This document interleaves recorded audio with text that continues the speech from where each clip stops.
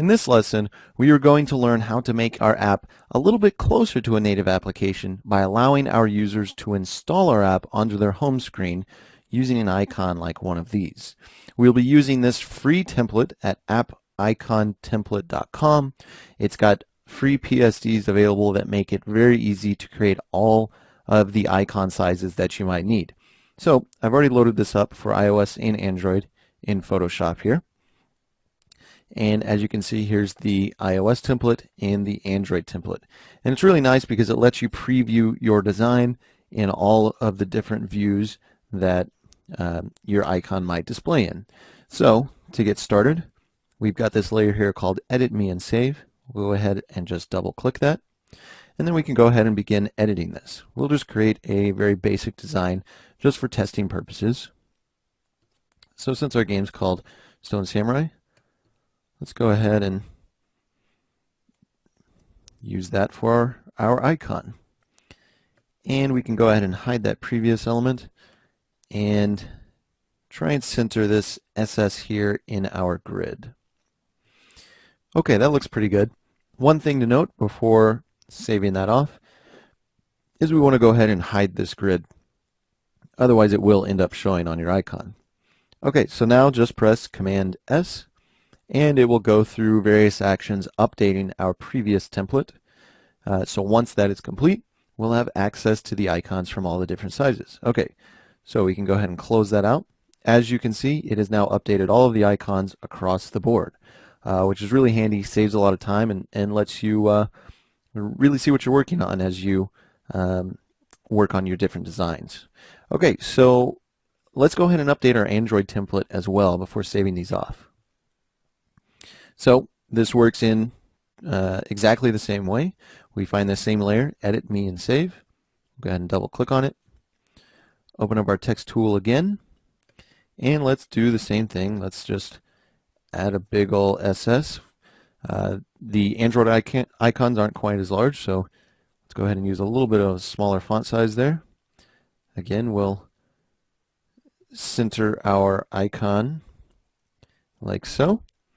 Okay, and there's no grid on these Android icons, so we can simply do Command S, and we're good to go. Okay, so let's go ahead and export our iOS icons first.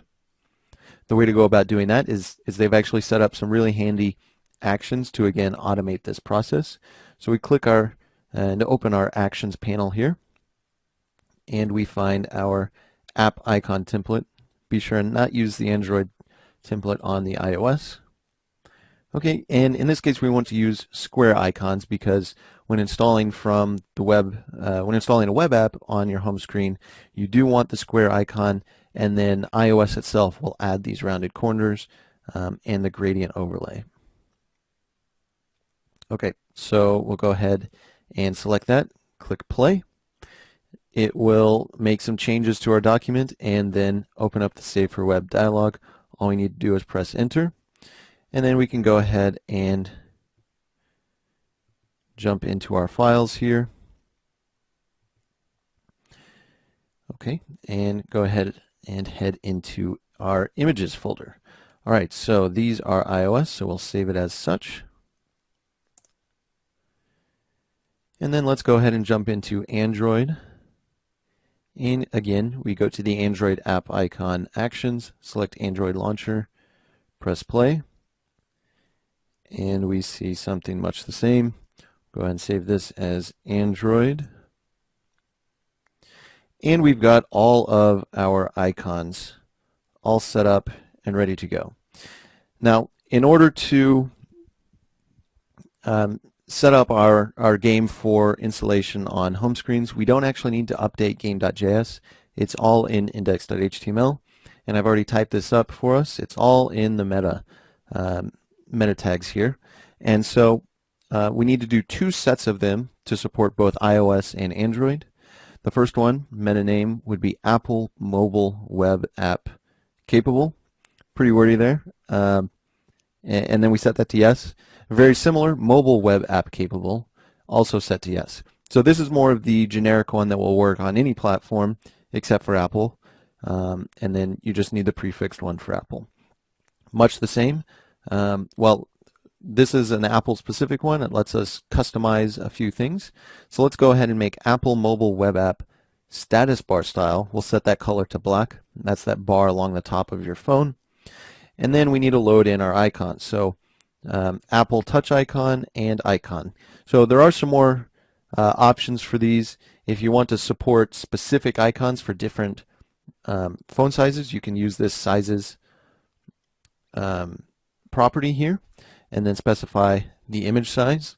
In our case, we're just going to use some of the somewhat large icons to accomplish this.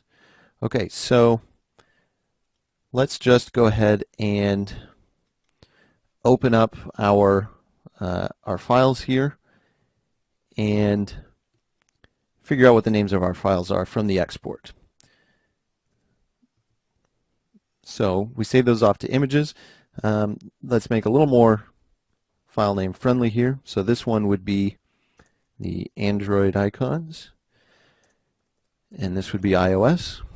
Okay, so for iOS, we're going to go ahead and use the icon at 2x. If you'll remember from our high DPI lesson, this is the standard format for naming for high DPI screens. And since most iPhones these days do have high DPI, we can go ahead and use this larger image, which will then be scaled down on other phones, or rather other screen types.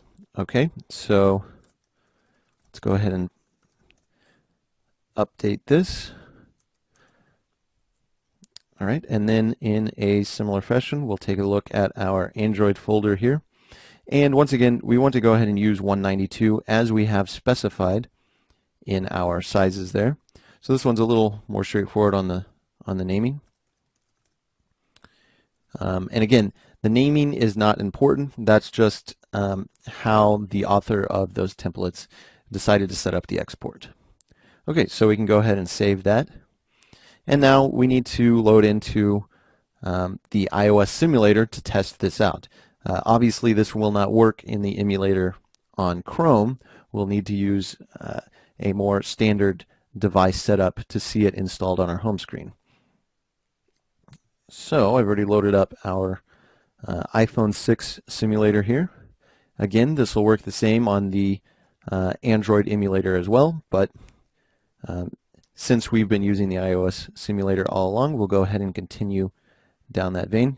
You simply click that share button and then click add to home screen. And as you can see, it has loaded in our icon just as we created it, and also iOS has rounded the corners for us. So it also automatically loads in the name of our application.